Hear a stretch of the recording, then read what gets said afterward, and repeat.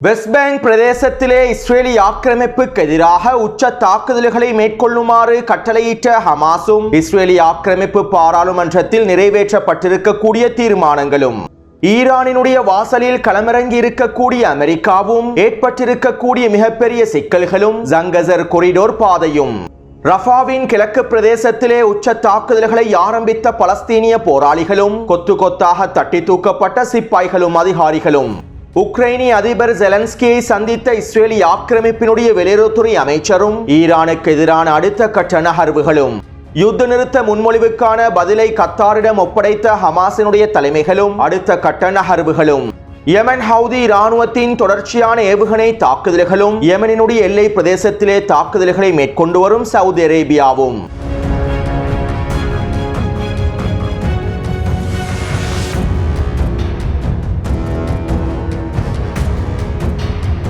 அசர்பைஜானும் துருக்கியும் Israeli ஆக்கிரமிப்பும் ஒன்றிணைந்து ஈரானுக்கு எதிராக மேற்கொண்டிருக்கக்கூடிய முக்கோண முற்றுகை தொடர்பாக முன்னைய காணொளிகளில் சில முக்கியமான விடயங்களை குறிப்பிட்டிருந்தேன். அத்தோடு ஈரானுக்கு எதிரான இந்த முக்கோண முற்றுகை திட்டத்திற்குள்ளே ஈரானை மாத்திரம் குறிவைக்கவில்லை. துருக்கி, அசர்பைஜான், இஸ்ரேலி ஆக்கிரமிப்போடு அமெரிக்காவும் நேட்டோவும் ஒன்றிணைந்து ரஷ்யாவுக்கு எதிராகவும் பல வேலை திட்டங்களை முன்னெடுத்திருந்தார்கள். அதாவது ஈரானுக்கும் ரஷ்யாவுக்கும் இடைப்பட்ட பிரதேசத்தில் இருக்கக்கூடிய மிக முக்கியமான 3 நாடுகளான ஜோர்ஜியா, ஆர்மேனியா மற்றும் அசர்பைஜான் நாடுகளை ரஷ்யாவுக்கு எதிராகவும் ஈரானுக்கு எதிராகவும் முழுமையாக திருப்பி விடுவதற்கும் குறித்த பிரதேசத்திலே ரஷ்யாவினுடைய ஈரானினுடைய ஆதிக்கத்தினை முழுமையாக முடிவுக்கு கொண்டு வருவதற்கும் பல்வேறுபட்ட வேலை திட்டங்களும் முயற்சிகளும் மேற்கொள்ளப்பட்டிருந்தன. இதற்கமைவாக 2 வாரங்களுக்கு முன்பே ரஷ்யாவுக்கும் அசர்பைஜானுக்கும் இடையிலான முறுகல் நிலையானது அதிகரித்திருந்தது. மேலும் ரஷ்யாவுக்கு எதிராக அசர்பைஜானுக்கு முழுமையான ஆதரவை வழங்குவதாக உக்ரைனும் அறிவித்திருந்தது. அதே போன்று ஏற்கனவே அசர்பைஜானுக்கும் ஈரானுக்கும் இடையில் முறுகல் நிலைகள் காணப்படுகின்றன. அசர்பைஜான் நாடானது இஸ்ரேலி ஆக்கிரமிப்பின் ஒரு ப்ராக்ஸியாகவே பயன்படுத்தப்படுகின்றது. 12 நாள் போரின் போதும் அசர்பைஜானினுடைய வான்பரப்பை பயன்படுத்திய இஸ்ரேலி ஆக்கிரமிப்பு ஈரானினுடைய தலைநகரத்தையும் அடைந்திருந்தது. மேலும் அசர்பைஜானினுடைய எல்லை பிரதேசத்தினை பயன்படுத்தி ஈரானுக்கு எதிரான ட்ரோன் தாக்குதல்களையும் இஸ்ரேலி ஆக்கிரமிப்பு மேற்கொண்டிருந்தது. 12 நாள் போரிலே அசர்பைஜான் நாடானது ஈரானுக்கு எதிராக இஸ்ரேலி ஆக்கிரமிப்புக்கு முழுமையான ஆதரவையும் உதவிகளையும் வழங்கியுள்ளது. மேலும் அசர்பைஜானுக்கும் இஸ்ரேலி ஆக்கிரமிப்புக்கும் துருக்கிக்கும் இடையிலான பொருளாதார வர்த்தக தொடர்புகள் பற்றி அனைவருக்கும் நன்றாகவே தெரியும். அசர்பைஜானுக்கும் இஸ்ரேலி ஆக்கிரமிப்புக்கும் இடையிலான மிகப்பெரிய பொருளாதார வர்த்தகத்திற்கு துருக்கிய மிக முக்கியமான பங்காளியாகவும் இருக்கின்றார்.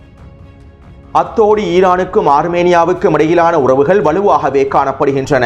ஆர்மேனியா அசர்பைஜான் போரின் போது ஈரான் ஆர்மேனியாவுக்கே முழுமையான ஆதரவை வழங்கியிருந்தது. மேலும் ஆர்மேனியா நாடானது ஈரானினுடைய மிக முக்கியமான நட்பு நாடாகவும் கருதப்படுகின்றது. எனவே ஆர்மேனியாவை ஈரானுக்கு எதிராகவும் ரஷ்யாவுக்கு எதிராகவும் திருப்பிவிட வேண்டுமாக இருந்தால் ஆர்மேனியாவை அமெரிக்காவுக்கும் நேட்டோவுக்கும் முழுமையான அடிமையாக மாற்ற வேண்டும். மேலும் ஆர்மேனியாவுக்கும் அசர்பைஜானுக்கும் இடையிலான சமாதான உடன்படிக்கைகள் வலுவடைய வேண்டும். இதற்கமைவாக கடந்த ஒரு மாதமாக அமெரிக்காவும் நேட்டோவும் ஒட்டுமொத்த ஐரோப்பிய ஒன்றியமும் இஸ்ரேலி ஆக்கிரமிப்பும் துருக்கியும் பல்வேறுபட்ட வேலை திட்டங்களை மேற்கொண்டிருந்தன. மேலும் இதனுடைய மிக முக்கியமான படியாக கடந்த வாரம் ஐக்கிய அரபு அமீரகத்தினுடைய தலைமையில் அசர்பைஜானுக்கும் ஆர்மேனியாவுக்கும் இடையிலான சமாதான பேச்சுவார்த்தைகள் மேற்கொள்ளப்பட்டிருந்தன. ஐக்கிய அரபு அமீரகத்திலே நடைபெற்ற இந்த பேச்சுவார்த்தைகள் வெற்றியடைந்திருப்பதாகவும் தெரிவிக்கப்பட்டது. அதாவது ஆர்மேனியா அமெரிக்காவினதும் நேட்டோவினதும் வலையிலே சிக்கிக் கொண்டது. அசர்பைஜானுடனான சமாதானத்தினை வலுப்படுத்துவதற்கு முழுமையான ஆதரவை வழங்கியது. இதைத் தொடர்ந்து அமெரிக்காவும் நேட்டோவும் துருக்கியும் இஸ்ரேலி ஆக்கிரமிப்பும் அவர்களுடைய பல வருட கனவு திட்டமான ஜங்கசர் கொரிடோர் பாதையை களமிறக்கினார்கள். அவசரமாக ஜங்கசர் கொரிடோர் பாதையானது அமைக்கப்பட வேண்டும் என்கின்ற பேச்சுவார்த்தைகளையும் அமெரிக்காவும் நேட்டோவும் துருக்கியும் ஆரம்பித்தது. இதற்கான உச்சக்கட்ட அழுத்தங்களையும் ஆர்மேனியாவுக்கு வழங்கினார்கள். அசர்பைஜானினுடைய மேற்கு பிரதேசமான நக்கிவன் பிரதேசத்திற்கும் அசர்பைஜானினுடைய கிழக்கு பிரதேசத்திற்கும் இடைப்பட்ட பிரதேசத்தில் ஆர்மேனியா காணப்படுகின்றது. குறித்த வரைபடத்தில் அவற்றை உங்களுக்கு இலகுவாக அவதானிக்கலாம். மேலும் அசர்பைஜானினுடைய கிழக்கு பிரதேசத்தையும் அசர்பைஜானினுடைய மேற்கு பிரதேசத்தையும் இணைக்கக்கூடிய பாதையாகவே ஜங்கசர் கொரிடோர் பாதையானது அடையாளப்படுத்தப்படுகின்றது. குறித்த வரைபடத்திலே நீல நிறத்தினால் காண்பிக்கப்பட்டிருக்கக்கூடிய பாதையே ஜங்கசர் பாதையாக அடையாளப்படுத்தப்படுகின்றது. இந்த பாதையானது கிட்டத்தட்ட 42 கிலோமீட்டர்கள் ஆற்றலை கொண்டுள்ளது. அத்தோடு நீல நிறத்தினால் காண்பிக்கப்பட்டிருக்கக்கூடிய இந்த ஜங்கசர் பாதையானது அமைக்கப்படுவதனால் அசர்பைஜானினுடைய கிழக்கு பிரதேசத்திற்கும் மேற்கு பிரதேசத்திற்கும் இடையிலான தொடர்புகள் ஏற்படுத்தப்படும். மேலும் இந்த பாதையானது அசர்பைஜானினுடைய கிழக்கு பிரதேசத்தையும் மேற்கு பிரதேசத்தையும் மாத்திரம் இணைக்கக்கூடிய பாதையாக மாத்திரம் அமையப் போவதில்லை. இந்த ஜங்கசர் கொரிடோர் பாதையானது ஐரோப்பாவையும் நேட்டோவையும் துருக்கியின் வழியாக மத்திய ஆசியாவை இணைக்கக்கூடிய மிக முக்கியமான பாதையாகவே மாறப்போகின்றது. அத்தோடு இந்த ஜங்கசர் பாதையானது ஈரானினுடைய வடக்கு பிரதேசத்தினூடாக செல்லக்கூடிய மிக முக்கியமான பாதையாகும். அதாவது ஈரானுக்கும் அர்மேனியா நாட்டிற்கும் இடைப்பட்ட எல்லை பிரதேசமாகவே இந்த ஜங்கசர் பாதை காணப்படுகின்றது. மேலும் இவ்வளவு நாளாக இந்த ஜங்கசர் பாதையை அமைப்பதற்கான எந்தவிதமான ஆதரவையும் அர்மேனியா வழங்கவில்லை. ஈரானுக்கும் அர்மேனியாவுக்கும் இடைப்பட்ட எல்லை பிரதேசமான இந்த ஜங்கசர் பாதையானது அமைக்கப்படக்கூடாது என்பதில் ஈரானும் அர்மேனியாவும் உறுதியாகவே இருந்தார்கள். இதற்கமைவாகவே ஈரானுக்கும் அர்மேனிய நாட்டுக்கும் இடையிலான நட்புறவுகளும் பாதுகாக்கப்பட்டிருந்தன. ஏனென்றால் அர்மேனியாவை விட ஈரானுக்கு இந்த பாதையானது மிக முக்கியமான பாதையாகும். ஈரானை பலவீனப்படுத்துவதற்காகவும் ஈரானை சிதைப்பதற்காகவும் ஈரானினுடைய பொருளாதார நெருக்கடிகளை அதிகரிப்பதற்காகவும் இஸ்ரேலிய ஆக்கிரமிப்பினால் ஜியோனிச நிறுவனத்தினால் திட்டமிடப்பட்டிருக்கக்கூடிய மிக முக்கியமான திட்டமாகவே இந்த ஜங்கசர் கொரிடோர் பாதையானது காணப்படுகின்றது. அதாவது இந்த ஜங்கசர் கொரிடோர் பாதையானது அமைக்கப்பட்டால் ஈரானுக்கும் ஐரோப்பாவுக்கும் இடையிலான ஒட்டுமொத்த பொருளாதார வர்த்தக பாதைகளும் முழுமையாக சிதைக்கப்பட்டுவிடும். ஆசியாவுக்கும் ஐரோப்பாவுக்கும் இடையிலான பொருளாதார பாதைகளில் ஈரான் மிக முக்கியமான இடத்தை பிடிக்கின்றது. எனவே இந்த ஜங்கசர் பாதை அமைக்கப்பட்டால் குறித்த வர்த்தக பாதையிலிருந்து ஈரானை முழுமையாக தனிமைப்படுத்திவிடும். இதனால் ஈரானுக்கு மிகப்பெரிய பொருளாதார நஷ்டங்கள் ஏற்படுத்தப்பட்டுவிடும். ஐரோப்பாவுக்கான ஈரானினுடைய பொருளாதாரங்கள் அனைத்தும் முழுமையாக முடக்கப்பட்டுவிடும். அது மட்டுமல்லாமல் ஜங்கசர் பாதை அமைக்கப்படுவது ஈரானின் பாதுகாப்பிற்கும் மிகப்பெரிய அச்சுறுத்தலாக மாறிவிடும். அத்தோடு இந்த பாதையை அமைப்பதன் மூலமாக துருக்கி அதிகளவான பொருளாதார இலாபங்களை அடைந்து கொள்ளும். துருக்கிக்கும் அசர்பைஜானுக்கும் இஸ்ரேலிய ஆக்கிரமிப்புக்கும் இடையிலான பொருளாதார வர்த்தகமும் பல மடங்கினால் இலாபம் அடையும். அத்தோடு மிக முக்கியமாக துருக்கி வழியாக குறித்த பாதையிலே நேட்டோவும் அமெரிக்காவும் களமிறக்கப்படும். ஐரோப்பாவிலிருந்து துருக்கி வழியாக மத்திய ஆசியாவையும் கிழக்கு ஆசியாவையும் நோக்கி செல்லக்கூடிய மிக முக்கியமான பாதைகளை இந்த ஜங்கசர் கொரிடோர் பாதையானது முழுமையாக இணைத்துவிடும். இதனால் அமெரிக்காவும் நேட்டோவும் ஜங்கசர் கொரிடோர் பாதையில் அவர்களுக்கு தேவையான எல்லா விதமான வேலை திட்டங்களையும் முன்னெடுப்பார்கள். மத்திய ஆசியாவிலே நேட்டோவினதும் அமெரிக்காவினதும் ஆதிக்கத்தினை அதிகரிப்பதற்காகவும் இராணுவ தளங்களுடைய விரிவாக்கத்தை அதிகரிப்பதற்காகவும் இந்த ஜங்கசர் பாதையை பயன்படுத்திக் கொள்வார்கள். அடுத்து இங்கிருக்கக்கூடிய இன்னும் மிக முக்கியமான விடயம் என்னவென்றால் இந்த ஜங்கசர் கொரிடோர் பாதையானது அமெரிக்காவின் முழுமையான கட்டுப்பாட்டிலேயே வரப்போகின்றது. கடந்த வாரம் அர்மேனியாவுக்கும் அசர்பைஜானுக்கும் இடையிலான கலந்துரையாடல்கள் வெற்றியடைந்ததை தொடர்ந்து டொனால்ட் ட்ரம்பினுடைய நிர்வாகம் துருக்கிக்கான அமெரிக்க தூதரை பயன்படுத்தி அர்மேனியாவோடு ரகசியமான விசேட கலந்துரையாடல்களை மேற்கொண்டிருந்தது. இந்த கலந்துரையாடல்களுக்கு அமைவாக அர்மேனியா இந்த ஜங்கசர் கொரிடோர் பாதையை 99 வருடங்களுக்கு அமெரிக்காவுக்கு குத்தகைக்கு வழங்குவதற்கான சம்மதத்தை வழங்கியுள்ளது. மேலும் அமெரிக்கா இந்த ஜங்கசர் கொரிடோர் பாதையை ட்ரம்ப் பிரிட்ஜ் டிரான்ஸ்போர்ட் கொரிடோர் என்றும் பெயர் மாற்றம் செய்ய போகின்றது. அதாவது டொனால்ட் ட்ரம்ப் குறித்த பாதையை ட்ரம்ப் பிரிட்ஜ் கொரிடோர் பாதையாக பெயர் மாற்றம் செய்ய போகின்றார். அத்தோடு துருக்கியை பயன்படுத்தி அமெரிக்காவுக்கும் ஆர்மேனியாவுக்கும் இடையிலே நடைபெற்றிருக்கக்கூடிய இந்த ஒப்பந்தத்திற்கு அமைவாக குறித்த ஜங்கசர் கொரிடோர் பாதையில் அமெரிக்காவின் தனியார் பாதுகாப்பு நிறுவனங்கள் களமிறக்கப்பட போகின்றன. இந்த பாதையினுடைய ஒட்டுமொத்த கட்டுப்பாட்டையும் அமெரிக்காவின் தனியார் நிறுவனமே கொண்டு செல்ல போகின்றது. இதற்காக கிட்டத்தட்ட 1000 தொடக்கம் 1500 வரையிலான அமெரிக்காவின் தனியார் பாதுகாப்பு சிப்பாய்களும் குறித்த பிரதேசத்திலே களமிறக்கப்பட போகின்றார்கள். மேலும் குறித்த பாதையினூடாக கிடைக்கக்கூடிய வருமானத்தில் 30% வருமானத்தை மாத்திரமே அர்மேனியாவுக்கு அமெரிக்கா வழங்குவதாக தெரிவித்துள்ளது. எனவே சுருக்கமாக குறிப்பிடுவதாக இருந்தால் அர்மேனியாவுக்கும் ஈரானுக்கும் இடையிலான எல்லை பிரதேசத்தினை அமெரிக்காவும் நேட்டோவும் கைப்பற்றிக் கொண்டுள்ளன. மேலும் அமெரிக்காவும் நேட்டோவும் அவர்களுக்கு தேவையான எல்லா விதமான விடயங்களையும் இராணுவ தளங்களையும் குறித்த பாதையினூடாக அமைக்கப் போகின்றார்கள். இதன் மூலம் ஐரோப்பாவுக்கும் மத்திய ஆசியாவுக்கும் இடையிலான மிகப்பெரிய தொடர்பையும் இராணுவ ரீதியிலான விரிவாக்கத்தையும் ஏற்படுத்தப் போகின்றார்கள். அத்தோடு ஈரானினுடைய வடக்கு எல்லை பிரதேசத்திலே அமெரிக்கா நேரடியாக களமிறங்குவது ஈரானுக்கு மிகப்பெரிய அச்சுறுத்தலாகும். அமெரிக்கா குறித்த ஜங்கசர் கொரிடோர் பாதை களமிறங்குவது இஸ்ரேலிய ஆக்கிரமிப்பு நேரடியாக களமிறங்குவதற்கு சமனானதாகும். மேலும் அமெரிக்காவோடு இஸ்ரேலிய ஆக்கிரமிப்பும் குறித்த பிரதேசத்திலேயே நேரடியாக களமிறங்கத்தான் போகின்றது. அதாவது ஈரானினுடைய எல்லை பிரதேசத்தில் ஈரானினுடைய வாசலில் அமெரிக்காவும் இஸ்ரேலிய ஆக்கிரமிப்பும் நேட்டோவும் களமிறங்கியுள்ளன. இது ஈரானை சிதைப்பதற்கும் ஈரானை தனிமைப்படுத்துவதற்கும் ஈரானுக்கு எதிரான அடுத்த கட்ட நகர்வுகளை மேற்கொள்வதற்கும் ஒரு சிறந்த வாய்ப்பாகவும் அவர்களுக்கு அமையப் போகின்றது. சுருக்கமாக குறிப்பிடுவதாக இருந்தால் இஸ்ரேலிய ஆக்கிரமிப்பும் துருக்கியும் அசர்பைஜானும் அமெரிக்காவும் நேட்டோவும் ரஷ்யாவும் ஒன்றிணைந்து ஈரானை தனிமைப்படுத்துவதற்காகவும் ஈரானை சிதைப்பதற்காகவும் குறித்த பிராந்தியத்திலே ரஷ்யாவுடைய ஆதிக்கத்தை முழுமையாக குறைப்பதற்காகவும் இந்த வேலை திட்டங்களை மும்முரமாக மேற்கொண்டுள்ளார்கள். ஒரே கல்லில் இரண்டு மாங்காய் என்பதை போன்று இந்த திட்டத்தினால் ரஷ்யாவுக்கும் ஈரானுக்கும் மிகப்பெரிய பாதிப்புகள் ஏற்பட போகின்றன. எனவே தற்போது இந்த பிரச்சனைகளையும் சிக்கல்களையும் ஈரானும் ரஷ்யாவும் எவ்வாறு எதிர்கொள்ளப் போகின்றன என்கின்ற கேள்விகளும் எழுப்பப்படுகின்றன. இதற்கமைவாக இந்த பிரச்சனையை ஓரளவாவது கட்டுப்படுத்த வேண்டுமாக இருந்தால் ரஷ்யாவும் ஈரானும் ஒன்றிணைந்து அசர்பைஜானுக்கு எதிரான போரை ஆரம்பிக்க வேண்டும், அல்லது அசர்பைஜானுக்குள்ளே ஆட்சி மாற்றத்தினை ஏற்படுத்துவதற்கான வேலை திட்டங்களை மேற்கொள்ள வேண்டும். மேலும் குறித்த பாதை அமைக்கப்படுவதை முழுமையாக தடுத்து நிறுத்துவதற்காக எல்லாவிதமான வேலை திட்டங்களையும் ஈரானும் ரஷ்யாவும் ஒன்றிணைந்து மேற்கொள்ள வேண்டும். ரஷ்யா இதிலே நேரடியாக தலையிடாவிட்டாலும் ஈரான் நிச்சயமாக அசர்பைஜானுக்குள்ளே ஆட்சி மாற்றத்தினை ஏற்படுத்துவதற்கான வேலை திட்டங்களை மேற்கொள்ள வேண்டிய சூழ்நிலைக்கு தள்ளப்பட்டுள்ளது. அடுத்து நேற்று மாலை இஸ்ரேலி ஆக்கிரமிப்பின் வெளியுறவுத்துறை அமைச்சர் உக்ரைனுக்கு விஜயம் செய்து ஜெலன்ஸ்கியை சந்தித்து கலந்துரையாடல்களை மேற்கொண்டுள்ளார். மத்திய கிழக்கு பிராந்தியத்திலே ரஷ்யாவின் ஆதிக்கத்தினை குறைப்பது தொடர்பாகவும் ஈரானினுடைய IRGC குதுஸ் படைப்பிரிவை பயங்கரவாத அமைப்பாக பிரகடனம் செய்வது தொடர்பாகவும் ஈரான் மீதான ஆதிக்கத்தையும் அழுத்தங்களையும் அதிகரிப்பது தொடர்பாகவும் ஒட்டுமொத்த ஐரோப்பாவையும் ஈரானுக்கு எதிராக திருப்பி விடுவது தொடர்பாகவும் ஈரானுக்கு எதிரான பொருளாதார தடைகளை முழுமையாக விதிப்பது தொடர்பாகவும் உக்ரைனிய அதிபர் ஜெலன்ஸ்கியும் இஸ்ரேலி ஆக்கிரமிப்பின் வெளியுறவு அமைச்சரும் கலந்துரையாடல்களை மேற்கொண்டிருப்பதாக தெரிவிக்கப்படுகின்றது. மேலும் ஒட்டுமொத்த ஐரோப்பாவையும் ஈரானுக்கு எதிராக திருப்பி விடுவதற்கு உக்ரைனிய அதிபர் ஜெலன்ஸ்கி உறுதியளித்திருப்பதாகவும் சில தகவல்கள் வெளியாகியுள்ளன. சுருக்கமாக குறிப்பிடுவதாக இருந்தால் ஒட்டுமொத்த ஐரோப்பிய ஒன்றியத்திற்கும் ரஷ்யாவுக்கும் இடையிலான போரிலே நேட்டோவுக்கும் ரஷ்யாவுக்கும் இடையிலான போரிலே ஈரானுக்கு எதிராகவும் நடவடிக்கைகளை மேற்கொள்வதற்கான திட்டங்களையே இஸ்ரேலி ஆக்கிரமிப்பும் உக்ரைனும் மேற்கொண்டுள்ளது. அத்தோடு துருக்கியினுடைய தலைமையில் ஜூலானி சிரியாவை கைப்பற்றுவதற்கு உக்ரைனும் முழுமையான ஆதரவையும் உதவிகளையும் வழங்கியிருந்தது. ஜூலானினுடைய படைப்பிரிவுகளுக்கு தேவையான மிக முக்கியமான பயிற்சிகளையும் உக்ரைன் வழங்கியிருந்தது. ஜூலானியின் படைப்பிரிவில் இருக்கக்கூடிய மிக முக்கியமான ட்ரோன் படையானது உக்ரைனின் மூலமாகவே வடிவமைக்கப்பட்டிருந்தது.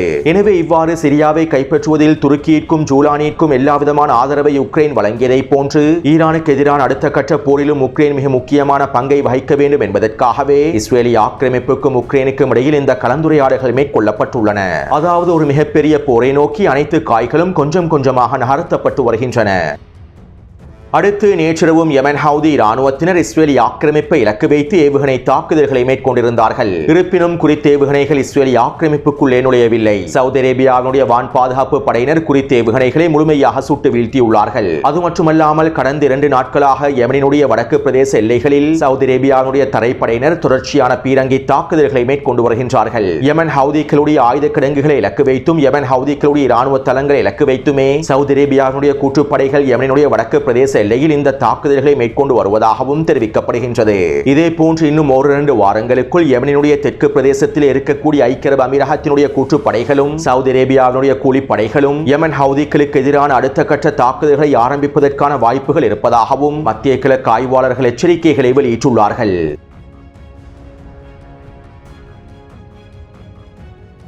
நெட்டன்யாகுவை கொலை செய்வதற்கு திட்டமிட்டிருந்த 70 வயது பெண்ணொருவரை கைது செய்திருப்பதாக நேற்றிரவு இஸ்ரேலி ஆக்கிரமிப்பின் ஷின் பெட் உளவு பிரிவானது விசேட அறிக்கைகளை வெளியிட்டிருந்தது.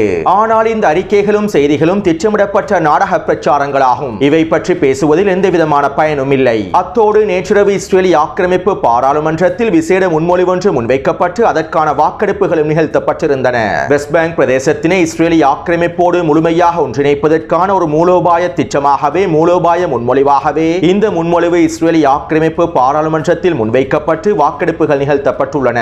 அதாவது குறித்த முன்மொழிவுக்கு அமைவாக ஒட்டுமொத்த வெஸ்ட் பேங்க் பிரதேசமும் வெஸ்ட் பேங்குக்கும் ஜோர்டானுக்கும் இடைப்பட்ட ஜோர்டான் வாலே பிரதேசமும் இஸ்ரேலி ஆக்கிரமிப்பின் முழுமையான கட்டுப்பாட்டுக்குள் கொண்டு வரப்படும். குறித்த பிரதேசங்களுடைய ஒட்டுமொத்த இறையாண்மையும் இஸ்ரேலி ஆக்கிரமிப்பு நிர்வாகத்திற்கு கீழாலேயே கொண்டு வரப்படும். அதாவது வெஸ்ட் பேங்க் பிரதேசத்தினுடைய ஒட்டுமொத்த இறையாண்மையையும் இஸ்ரேலி ஆக்கிரமிப்புக்கு கீழால் கொண்டு வருவதற்கான முன்மொழிவையே முன்வைத்திருந்தார்கள். மேலும் குறித்த முன்மொழிவுக்கு ஆதரவாக 71 பேர் வாக்களித்திருந்தார்கள். இதனால் பெரும்பான்மை வாக்குகளோடு குறித்த முன்மொழிவானது நிறைவேற்றப்பட்டுள்ளது. அதாவது வெஸ்ட் பேங்க் பிரதேசத்தினை முழுமையாக இஸ்ரேலி ஆக்கிரமிப்போடு இணைத்துக் கொள்வதற்கான முதலாவது கட்ட வேலை திட்டத்தில் இஸ்ரேலி ஆக்கிரமிப்பு வெற்றி அடைந்துள்ளது. வெஸ்ட் பேங்க் பிரதேசத்தினுடைய ஒட்டுமொத்த இறையாண்மையையும் தற்போது இஸ்ரேலி ஆக்கிரமிப்பு கைப்பற்றியுள்ளது.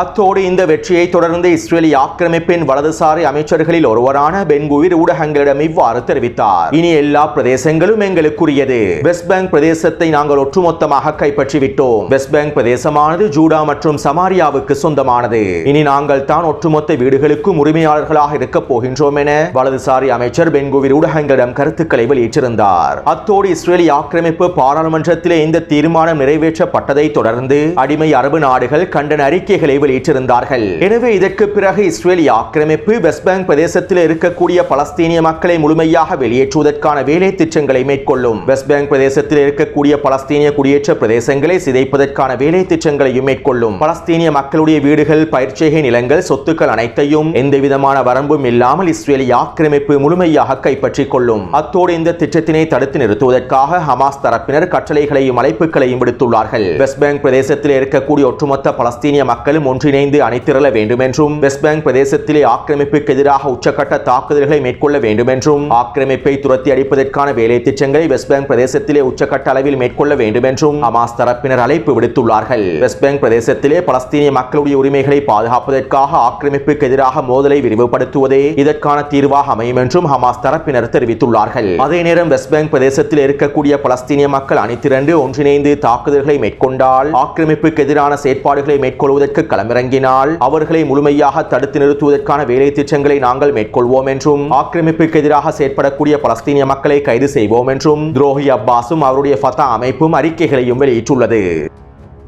அடுத்து இன்று காலை ஹமாஸ் தரப்பினர் அவர்களுடைய பதில்களை வழங்கியிருந்தார்கள். யுத்த நிறுத்தத்தினை ஏற்படுத்துவதற்காக முன்வைக்கப்பட்டிருக்கக்கூடிய முன்மொழிவுக்கான பதில்களையே ஹமாஸ் தரப்பினர் கத்தாரிடம் ஒப்படைத்துள்ளார்கள். மேலும் ஹமாஸினுடைய பதிலில் முன்னேற்றங்கள் இருந்தாலும் இந்த பதிலை ஒருபொழுதும் எங்களால் ஏற்றுக்கொள்ள முடியாது என இஸ்ரேலிய ஆக்கிரமிப்பு தலைமைகள் தெரிவித்திருப்பதாக இஸ்ரேலிய ஆக்கிரமிப்பு ஊடகங்கள் செய்திகளை வெளியிட்டுள்ளன. அதாவது ஹமாஸ் தரப்பினர் அவர்களுடைய நிபந்தனைகளில் உறுதியாக இருக்கின்றார்கள் என்பதனை எங்களுக்கு தெளிவாக புரிந்து கொள்ள முடியும். அதே நேரம் 60 நாள் தற்காலிக யுத்த நிறுத்த ஒப்பந்தத்தை ஏற்றுக்கொள்வதற்காக ஹமாஸுக்கு மத்தியஸ்தர்களும் அமெரிக்காவும் இஸ்ரேலிய ஆக்கிரமிப்பும் உச்சக்கட்ட அழுத்தங்களை தொடர்ச்சியாக வழங்கி வருகின்றன. அத்தோடு கத்தாரிடம் ஹமாஸினுடைய பதில்கள் சமர்ப்பிக்கப்பட்டதை தொடர்ந்து இஸ்ரேலிய ஆக்கிரமிப்பின் வலதுசாரி அமைச்சர் ஸ்மோட்ரிச் இவ்வாறு தெரிவித்தார். ஹமாஸ் ஒருபொழுதும் எங்களுடைய நிபந்தனைகளை ஏற்றுக்கொள்ளப் போவதில்லை. ஹமாஸினுடைய பதில்களை எங்களுக்கு ஒருபொழுதும் ஏற்றுக்கொள்ளவும் முடியாது. இதனால் பிரதமர் நெட்டன்யாஹூ இதற்கு பிறகு பேச்சுவார்த்தைகளுக்கான பாதையை முழுமையாக இழுத்து மூடிவிட வேண்டும். காசாவிற்குள்ளே உச்ச தாக்குதல்களை மேற்கொண்டு ஹமாஸை முழுமையாக அழிப்பதற்கான தாக்குதல் திட்டங்களை ஆரம்பிக்க வேண்டும். காசாவை முழுமையாக கைப்பற்றி ஹமாஸை சரணடைய வைத்து எங்களுடைய கைதிகளை முழுமையாக மீட்டெடுக்கும் வரை, ஹமாஸை முழுமையாக அழித்து பலஸ்தீனிய மக்களை வெளியேற்றும் வரை நாங்கள் இந்த போரை தொடர்ச்சியாக மேற்கொள்ள வேண்டும். தற்போது வெற்றிக்கான காலம் வந்துவிட்டது. இதற்கமைவாகவே நாங்கள் விரைந்து செயற்பட வேண்டும் என இஸ்ரேலிய ஆக்கிரமிப்பின் வலதுசாரி அமைச்சர் ஸ்மோட்ரிச் தெரிவித்துள்ளார். அடுத்து கடந்த 24 மணித்தியாலங்களுக்குள் இஸ்ரேலிய ஆக்கிரமிப்பு காசா முழுவதும் மேற்கொண்டிருக்கக்கூடிய வான்வழி தாக்குதல்களில் 80க்கும் அதிகமான பலஸ்தீனிய மக்கள் இனப்படுகொலை செய்யப்பட்டுள்ளார்கள். அத்தோடு ரஃபாவினுடைய கிழக்கு பிரதேசத்திலே பலஸ்தீனிய போராளிகள் தாக்குதல்களை ஆரம்பித்திருப்பதாகவும் தெரிவிக்கப்படுகின்றது. இதற்கமைவாக அல்-கஸாம் படையினரும் அல்-குதுஸ் படையினரும் ஒன்றிணைந்து ரஃபாவின் கிழக்கு பிரதேசத்திலே ஒரு கூட்டு தாக்குதல் ஒன்றை மேற்கொண்டுள்ளார்கள். ரஃபாவின் கிழக்கு பிரதேசத்திலே வீடொன்றிற்குள் பதுங்கியிருந்த சிப்பாய்களை பொறிவைத்து தாக்கி அளித்துள்ளார்கள். இந்த தாக்குதலிலே குறைந்தது 10 சிப்பாய்கள் அளிக்கப்பட்டிருக்கலாம் என தெரிவிக்கப்படுகிறது.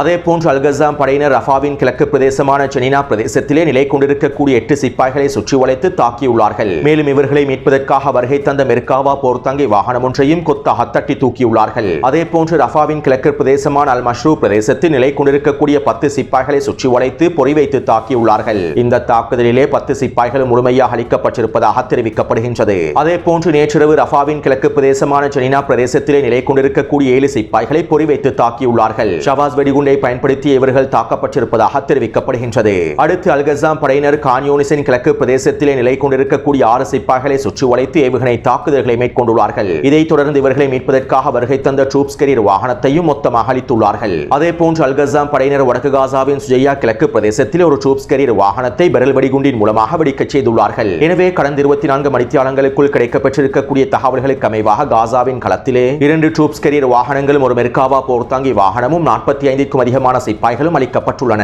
அத்தோடு குறித்த காணொளி தொடர்பான கருத்துக்களை பதிவிடுங்கள். தொடர்ந்தும் என்னுடன் இணைந்திருங்கள். நன்றி, வணக்கம்.